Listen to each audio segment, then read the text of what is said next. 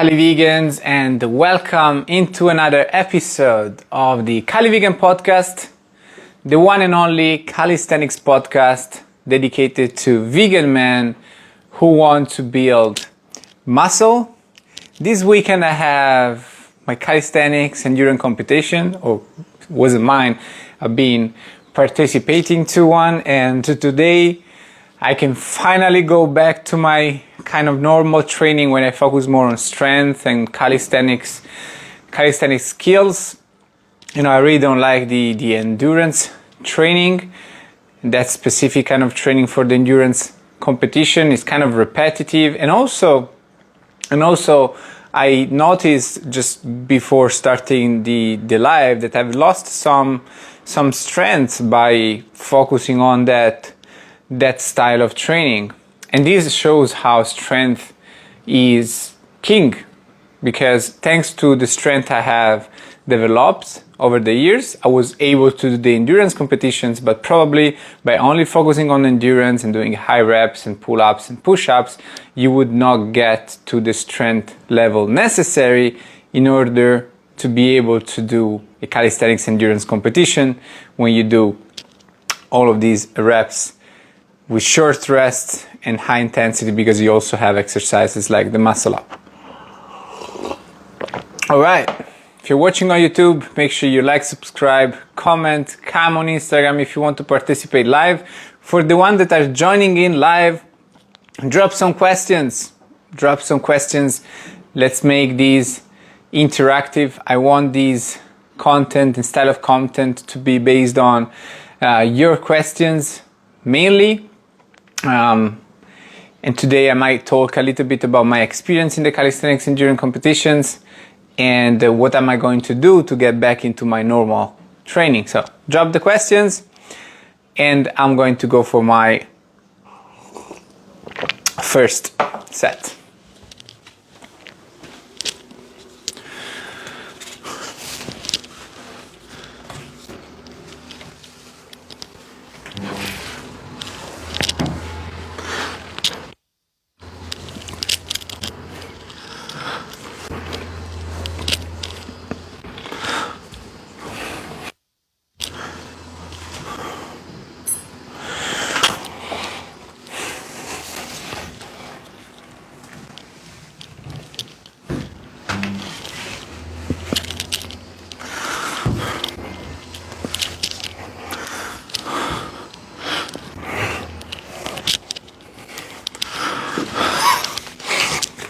All right.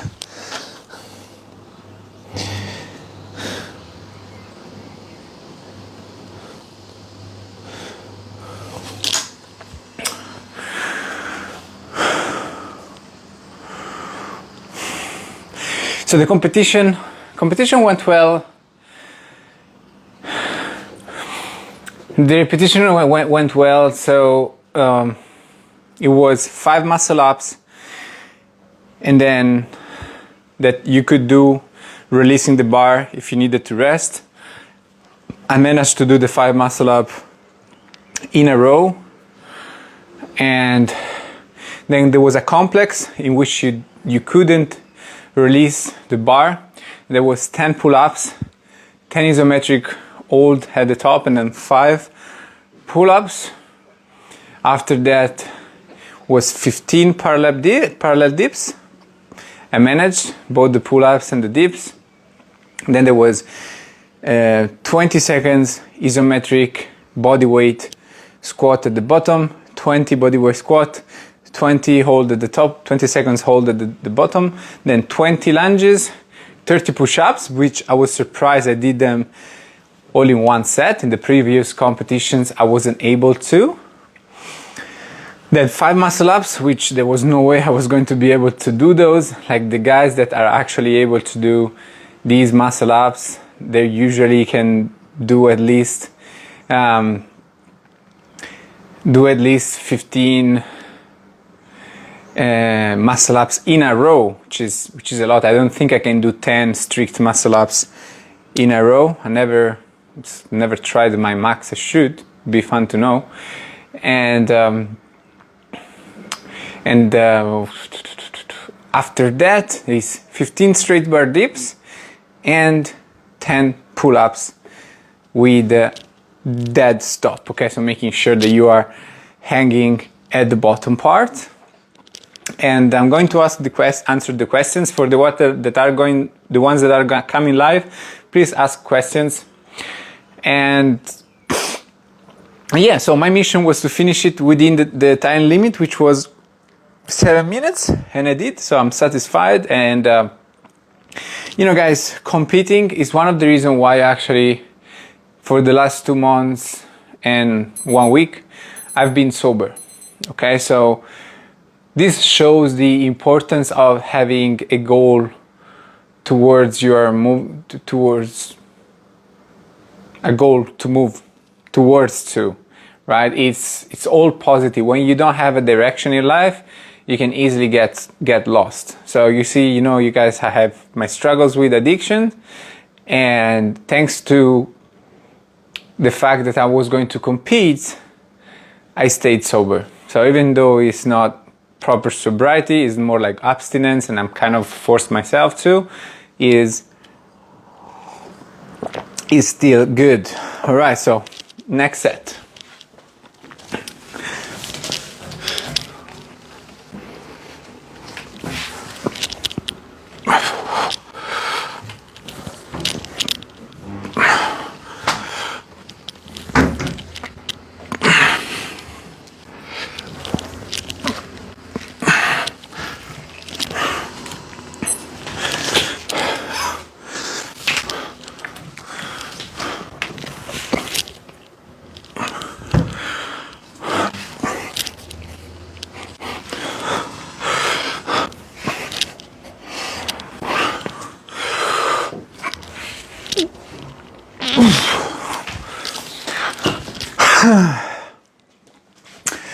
Question.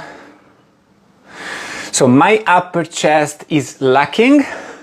Which exercise do you recommend? Pike push-ups is good enough.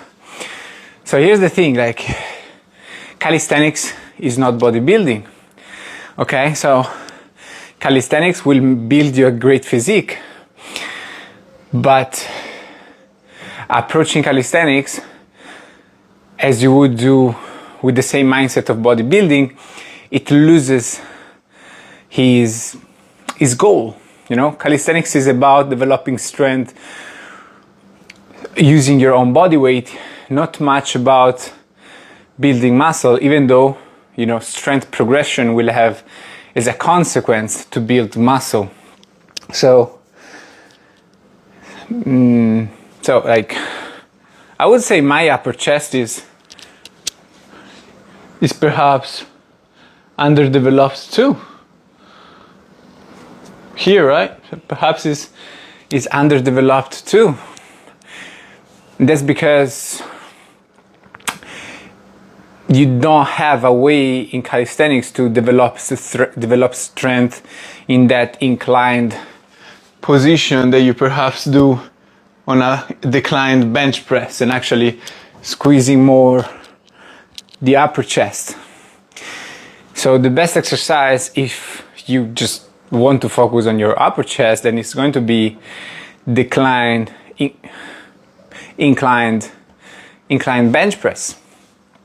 Don't if that's your goal, targeting a specific muscle, then you need to do inclined bench press and get stronger over time with that exercise that, you know, targets the muscle in that specific way. Because if you do pike push-ups, for example, first of all, they don't target the upper chest the same way an inclined bench press would do. It's more similar to talk about inclined push-ups, so normal push-ups, but you just have your feet on a higher surface, and that's going to kind of mimic more an inclined bench press. But you cannot really get stronger over time with calisthenics through that exercise. And also, inclined push-ups are not even one of my favorite, because the range of motion changes. It's kind of uncomfortable to go all the way down. So you see, you don't you don't think of calisthenic training that way. Calisthenics is more about, I'm going to get stronger through calisthenics and your physique will develop. Specific muscle growth, that's bodybuilding, okay? So, and honestly, like, even though perhaps my chest is underdeveloped, I still look good, right? So, I don't know, I don't like that mentality of bodybuilding where you are obsessing over details of your body.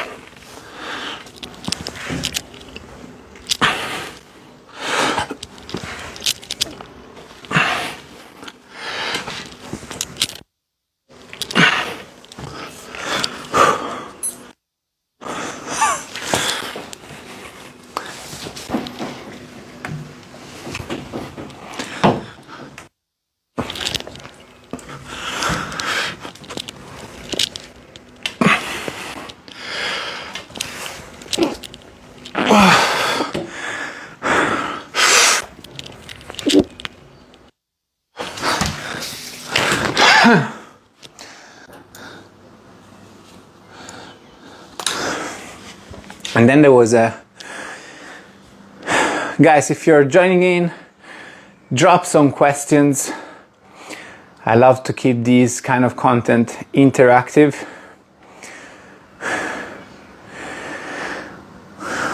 There was another interesting question down here.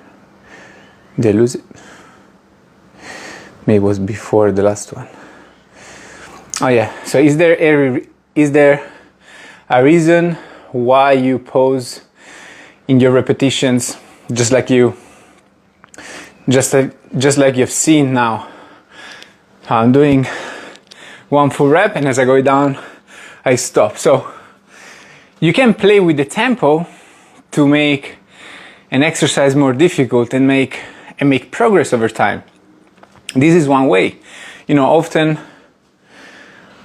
in calisthenics specifically, you're kind of stuck with your progression. Let's say you cannot do more pull-ups. You're kind of stuck at 6 repetitions of pull-ups, okay?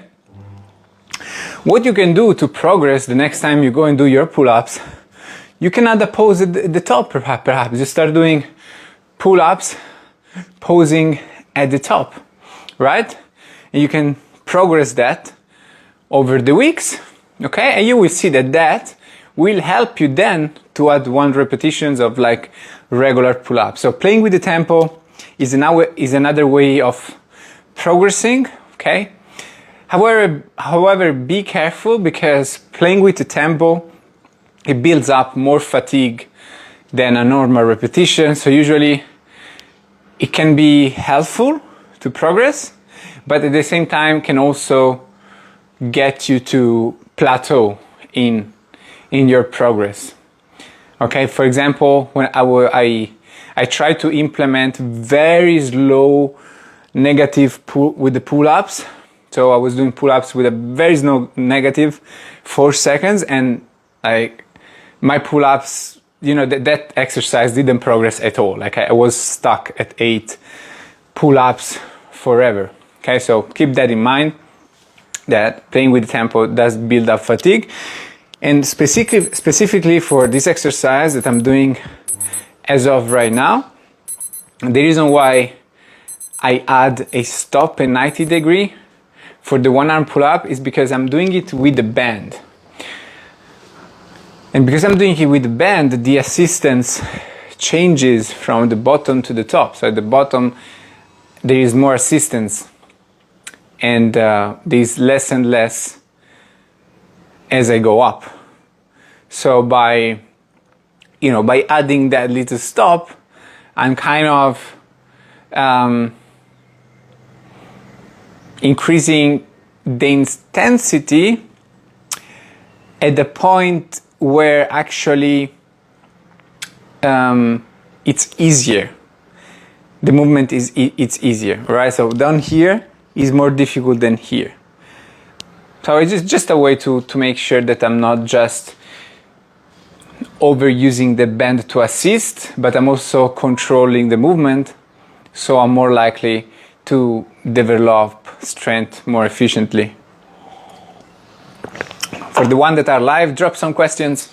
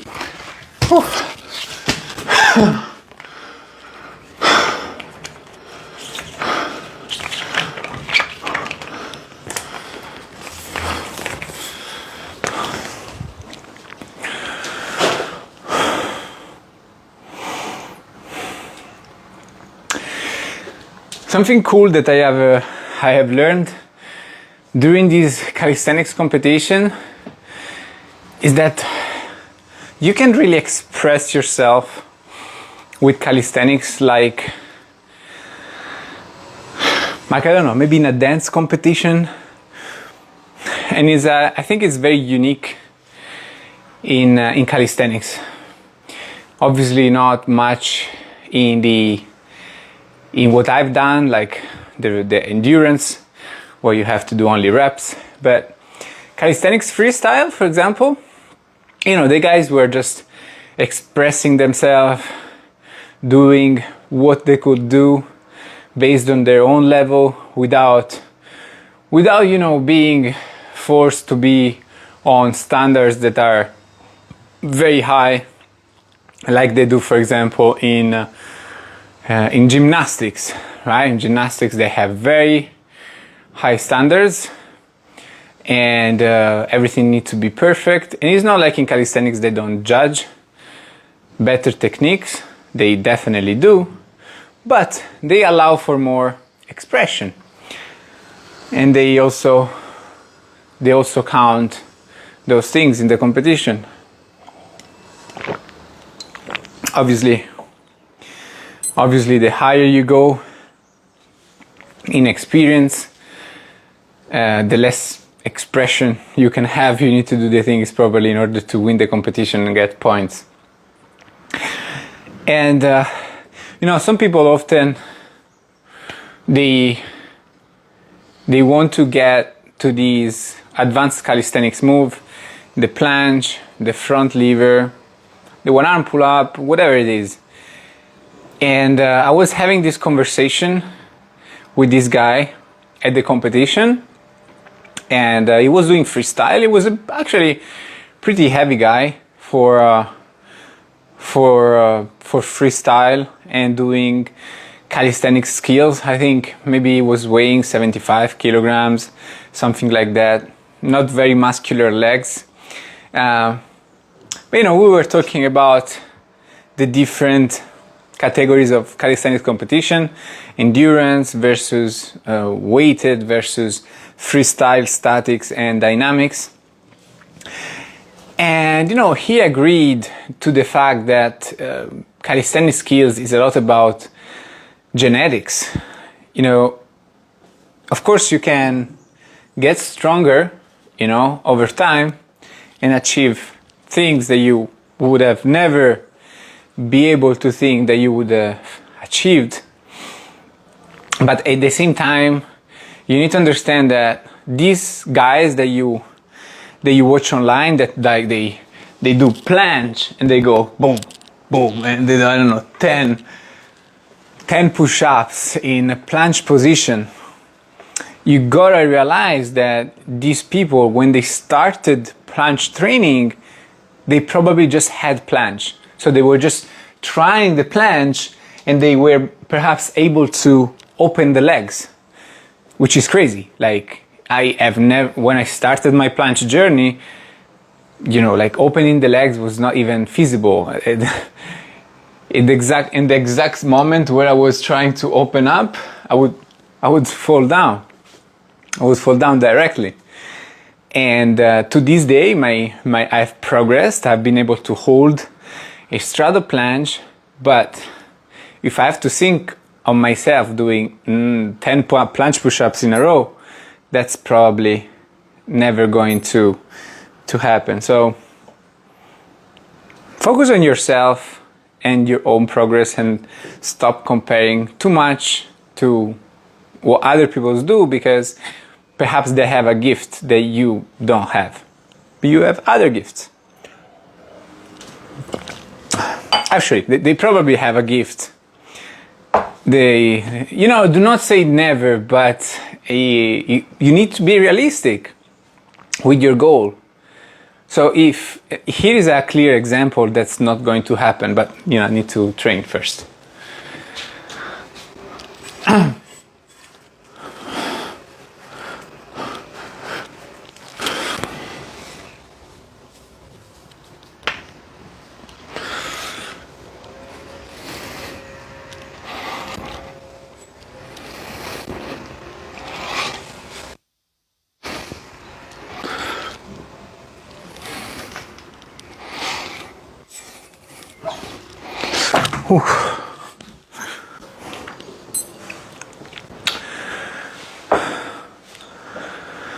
So, Viola 3 says, ¿Has aprendido algo de español? Have you learned something in Spanish?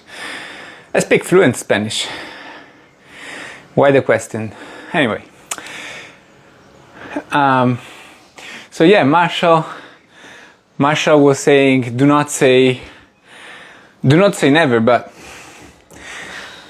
let's look at my planche journey. I have been training planche. I've been training, just curious. Yeah, Viola, I live in Spain. And my girlfriend is Spanish. And so when it comes to the planche training, I started from tack planche. And as I said in the beginning, it was a very hard process. Like, tack planche felt hard. Now, after 5 years of training, I can do only a straddle planche. And in the last, I would say, 3 years, my planche training was on point, meaning I was doing the right things, and I had progress. So I have progressed in planche within my workout. I have made those little steps, but still I can only hold like a straddle planche for 3 to 5 seconds, right? What has mainly improved is how my straddle planche looks. Now is better. Actually, it's a long time I don't do a straddle planche, and it's probably worse because the last 2 months I've been focusing on this endurance calisthenics competition, and my strength went down. And you gotta realize then, so you need to do some calculation. So if in 5 years of work I can do 0 straddle planche push-ups, how am I going to get to 10 straddle planche push-ups? It's just not going to happen. I don't have enough time in my life to get there. Because again, the people that are able to do 10 planche push-ups in a row, you will notice that in their first year of training, of calisthenics training, they almost get somewhat close to that. So their progress was very, very quick compared to other people. There are other people that are even quicker, but it is about genetic. Now, never say never, of course. You should be trying and train for it. Maybe that's you. Maybe that's you. You are the person that with the proper training and consistency is going to become a crazy calisthenics athlete. But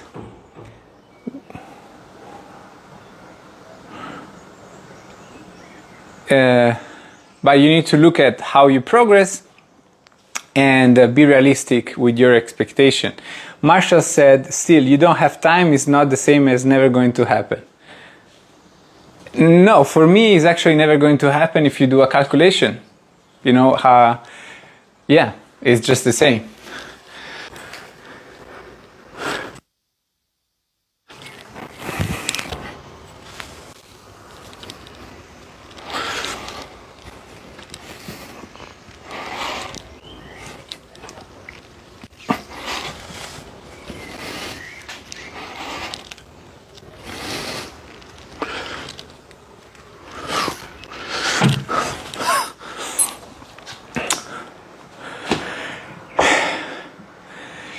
But anyway, Marshall, I don't know if you are an experienced calisthenics guy that think what I'm saying is wrong, or you are a fan, so you're trying to cheer me up, or you're maybe a beginner that really believe that this is going to happen. But what I say is just true, and I think it's important to people to understand, you know, because often these fake expectations that people have, they get them to buy things that then don't work for them. Now, I'm not saying that many people are probably not doing the things optimally, all right? So you probably need to keep researching, listen to experts, listen to people that have more experience than you. But at the same time, if you are making progress in strength, okay, your workout plan kind of makes sense and you're not completely lost, then your rate of progress is probably going to be the one that you have for the rest of your life. Especially if you already past the 1 to 3 years, let's call it, beginner stage. It's just the reality of it. You don't have time is not the same as never going to happen. Again, Marshall, I still cannot do at all full planche. So I'm still doing a planche with my legs open. And if I kind of look at the rate of progress and I make some calculations, if I do get to a full planche, I think it's going to take me 5 more years just to get a full planche. I'm not talking about planche push-ups, you know. What is not going to happen is that I'm going to be able multiple planche push-ups, full planche push-ups. Where did you grow up? I was born in Naples and I grew up in Milano since I was 12.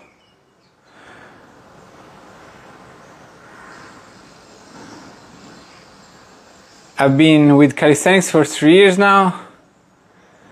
The way you talk yourself is limiting. I mean, like, if you want to dream. I'm just realistic. You know, I make progress. I don't know if you're new to me, but it's not. I don't give up. I keep training. As you see, I'm training while you are watching this, so I'm not limiting myself. I try to surpass myself all the time. But you know, here is an example. At the calisthenics competition, there was one guy that was able to do full planche with multiple push-ups in a row with the technique that was beautiful. And the guy only trained for calisthenics for 6 months, and before that he was into football. Just saying, you know, that this thing shows that genetics are genetics.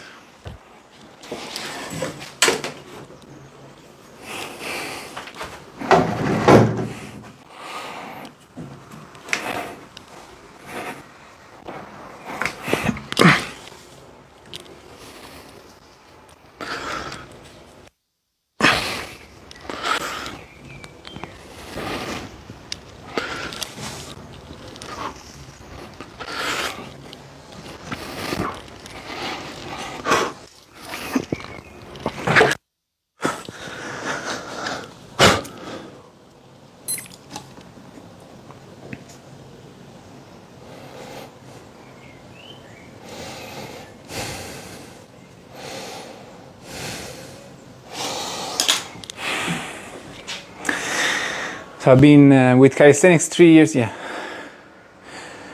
I think being realistic is better than pretending like there is no limit. Yes, of course. So, how many reps and sets is good for increasing weighted pull-ups?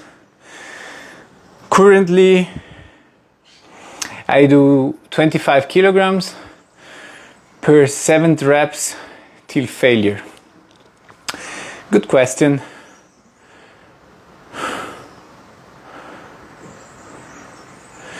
So first of all, 7 reps, if your goal is actually increasing the weight, so your goal is more strength specific, I imagine you're going to do the weighted pull-ups as a first exercise. Okay, if that's your goal, and if it's not your first exercise, move it as your first exercise. That's the first thing to do. The second thing to do is that right now you are still in kind of not too high range when it comes to strength, but you are getting into more hypertrophy stimulus, which means that you are fatiguing the muscle. So strength on the other side is a little bit more on the central nervous system than on muscular fatigue.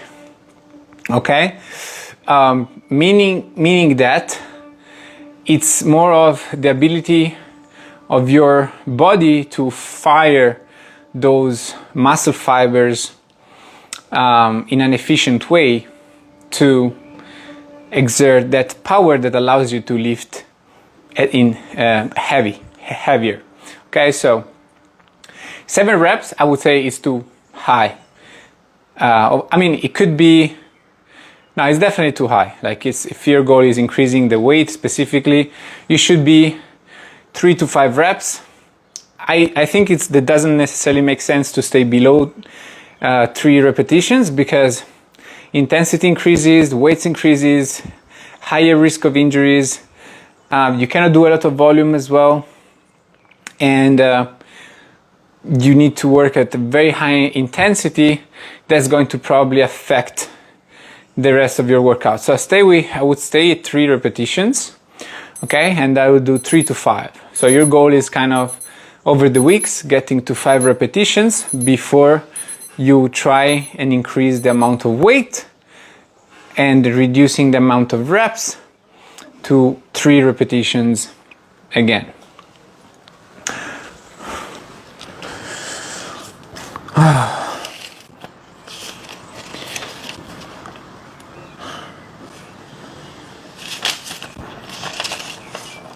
Chin-ups.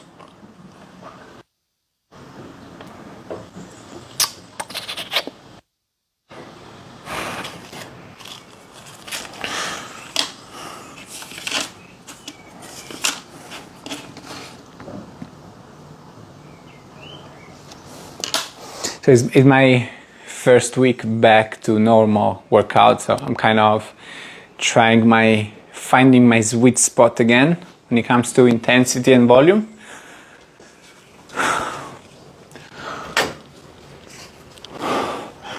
Drop some questions if you have them.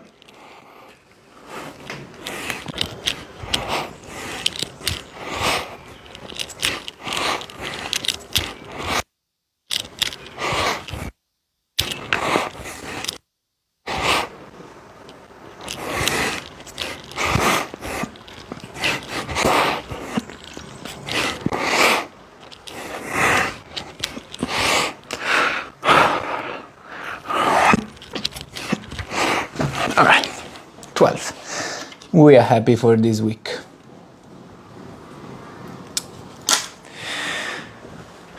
Okay, so that's the first thing.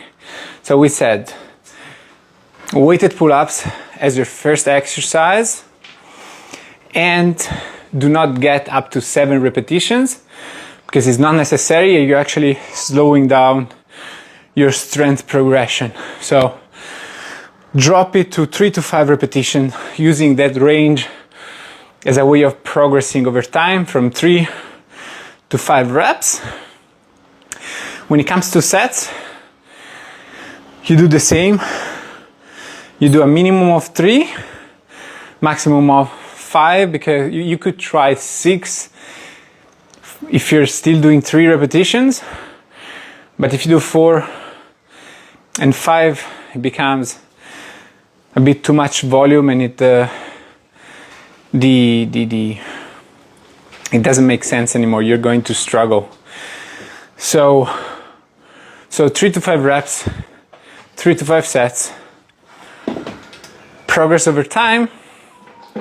And also, yeah, you know, and I just said it without reading it again, but I think you said I do 7 reps until failure. I don't like to have failure as a measure of a good workout, because in fact, failure can be bad for your progress. An example of bad failure set during the workout is if you fail your first set. Okay, a workout is so you spread your capacity of, your capacity of work throughout multiple exercises, multiple sets, in a spreaded way. So when you're fresh, you give your all, you're burning your ability to do that. Okay, so that's a bad example of going to failure, when you're trying to go for your max in your first sets. And now you're telling me that you do 25 kilograms pull-ups for 7 sets until failure. So failure is good if it's by the end of the set. So not at the end of the set, sorry, for the last sets. So maybe your last set, you're going to failure, maybe your second last, but mainly failure should happen more in your last set. And then it can happen also in other parts of your training, but it should mainly happen for your last set. A better way to look at failure is, for example, now I'm doing, for example, 12 chin-ups, right? If I want to progress next week and I'm going to go for 13, I'm probably going to have to really push for that failure. Perhaps this week I'm not going to go to failure necessarily. I just focus on doing 12 repetitions because that's my goal for the week. But next week, when I will want to do 13 repetitions, perhaps I will have to push myself to a harder set. That's more going to get me closer to failure. Does it make sense?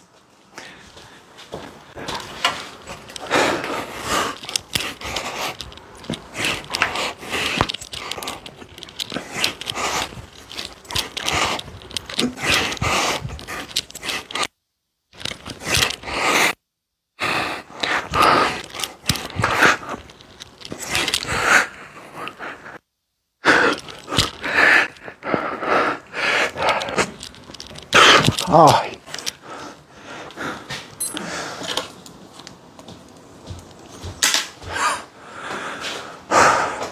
So we have 2 sets to go. So if you have any questions, guys, drop them. So how are the frugivore meals going?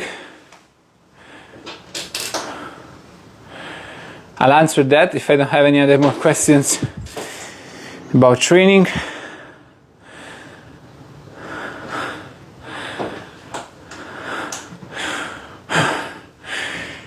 So what about your fruitarian meals going? Sorry if I don't ask you calisthenic stuff. I don't really do much sport aside for hiking. Hiking is great. It's much better than just walking on flat surface. I think hiking, like people that live in the mountain, especially, they actually have to go up and down hills every day, keep them fit, because it's not only light cardio, it's moderate cardio. And for example, for the legs, to go up, you're actually developing some extra muscle. So hiking is underrated.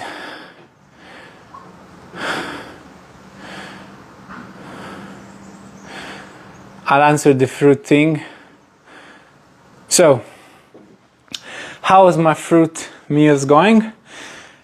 I would say overall well. I found for now I found a balance, you know. Also, as I said to my girlfriend, like my last post about being a fruitarian, when I said that I'm not going to be a fruitarian because I failed, you know, I also realized that it's a huge change in the way you organize things and eat and buy food. So it's normal. There's going to be an adaptation process, and it's definitely a stretch to think that everything is going to smoothly happen without any effort. So whole fruitarian for now, I'm going to not do that, and I think I will never actually do that, because I think even though a fruit-based diet does make a lot of sense, we should also, you know,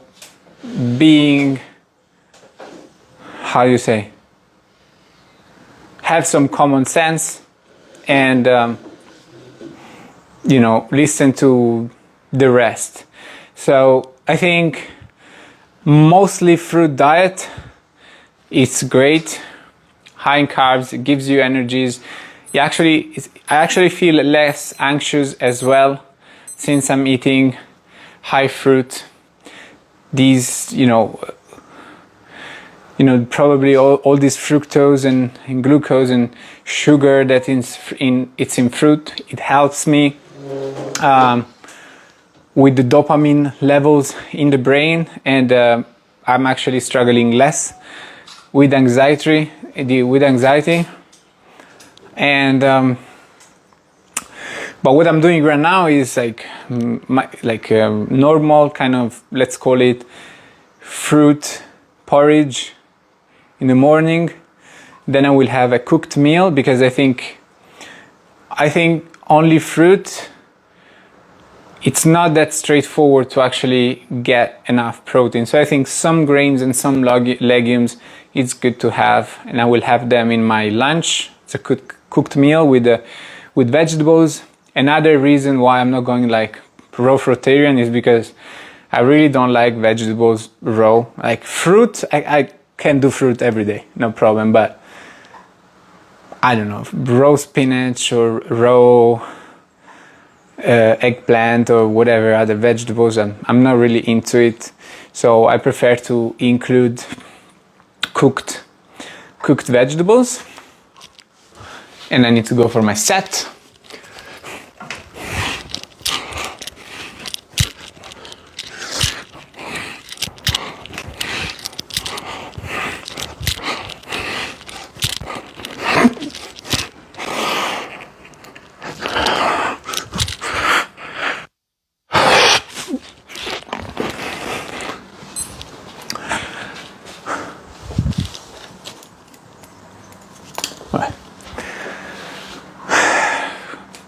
Another reason why it makes sense to have grains and legumes, because at the end of the day, it's probably not super practical to eat all of this fruit, especially for people that trains. Like a lot of fruitarians commented with me that like your body kind of will adapt on eating more fruits, and you're going to be functioning better with less calories as well, because fruit is more nutritious and better digested by the human body, which I can agree, you know, gotta be skeptical about this statement, but keep in mind that, you know, I do think that at the end of the day, science is behind, first of all. Second of all, science is not always precise, especially when we talk about biology and nutrition science. Even in the book, The China Study, this guy is a committed science, you know, like this is what the guy has been doing for 40 years, and he himself says that at the end of the day, science is about statistics and is not exact things. Another thing that I think is missing is science, is that most science does studies around what humans are already doing. And I think it would be cool instead to have more study around the fruitarian diet, which it's obvious that is the most natural for the human body. It would be cool to see studies around that. Oh, I forgot what I was saying. Oh yeah. And the other reason I think grains and legumes needs to be added, because if you are training, let's say you do adapt to fruit and you digest it better and you get better nutrient in a more optimized way. But if you train every day, strength plus cardio perhaps, or if you have a very active job, like you are a construction worker, you need more calories. You need to make sure that you eat enough calories, and especially if you are on fruit is low in calories and it needs a lot of quantity. So if you are busy, you're moving a lot, and you either don't organize the amount of fruit that you're going to eat, or you just eat as you feel, and because you're busy, you're going to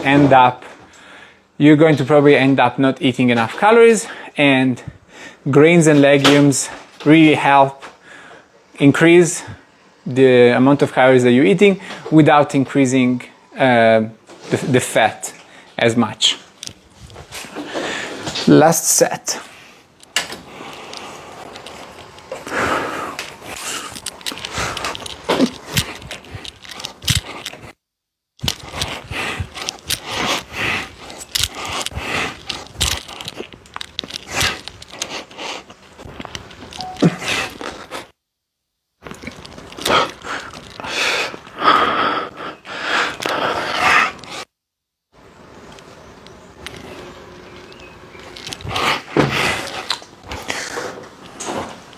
Finito.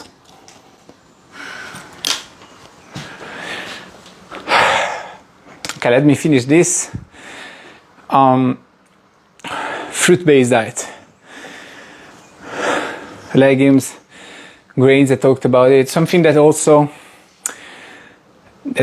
gave more focus now when it comes to health, because the China study is also confirming this concept that high fat is not good.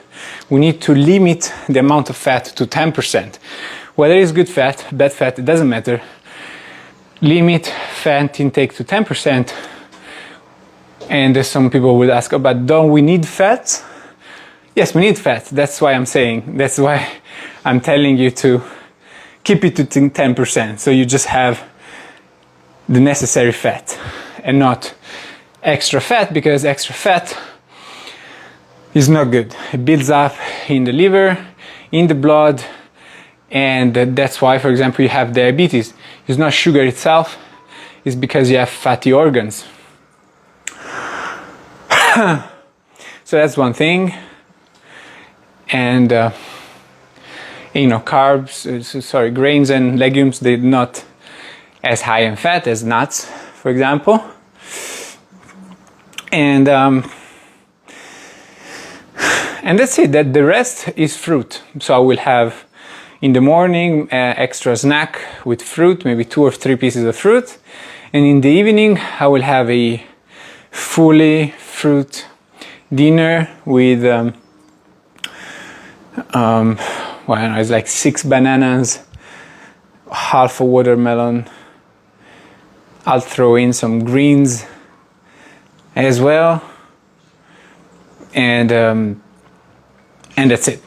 Yeah, this is my diet right now. I'm eating about 2,800 calories. Eating like that, I get about 70 grams of protein, if I'm not wrong. And also these, I think I mentioned it, I repeat it. This is another reason why I think it makes sense to have some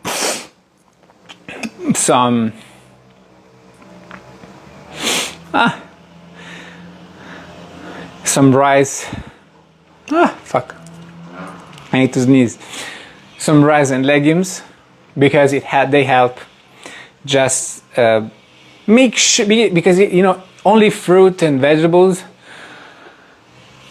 it makes it likely for you to eat less than the recommended daily allowance. Okay, you can get to the minimum, but you need to be very selective with the selection of choice. Now, there is a point made in the 8-10-10 book that is not even that much of a big deal, and it's more important rather to stay below the 10% protein for health outcomes. But I think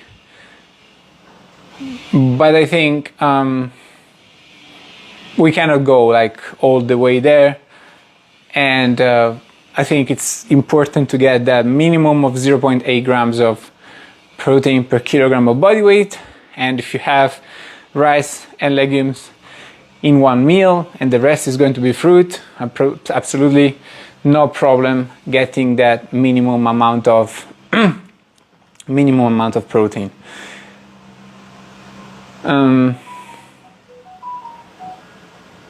What else I wanted to say? Oh yeah, I'm still having my cheat day, so yes, during my weekend I will definitely have more freedom overall, Saturday mainly. And that's it. That's mainly my diet. Let me know, guys, if you have questions, more questions, specific questions about my approach to this new fruit-based diet, which, by the way, some people told me like this is an experiment, this is an anecdote to me. Yes, it is, but at the same time, this is what I'm going to promote from now on, mostly fruit-based diet. Okay, remember, you're not forced to go all fruit, you know, just eat more fruit. More fruit is better, and overall, you know, by eating a whole plant food based diet, you're also going to be fine. But you know, there is a lot to say about this. So I love my olive oil, but that and some seed and nuts every now and then. So basically 1 spoon of olive oil is going to do it for your daily fat intake. So if you're a vegan man who wants to build muscle with calisthenics without supplements, basing your diet on real food, drop me a DM saying CALIVEGAN, and I'll see if I can help you with your fitness goals.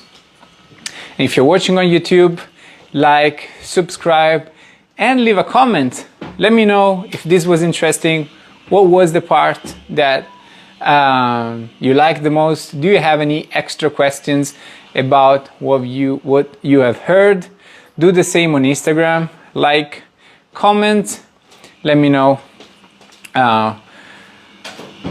what you want to know about what we're talking about today, and I'll see you in the next one.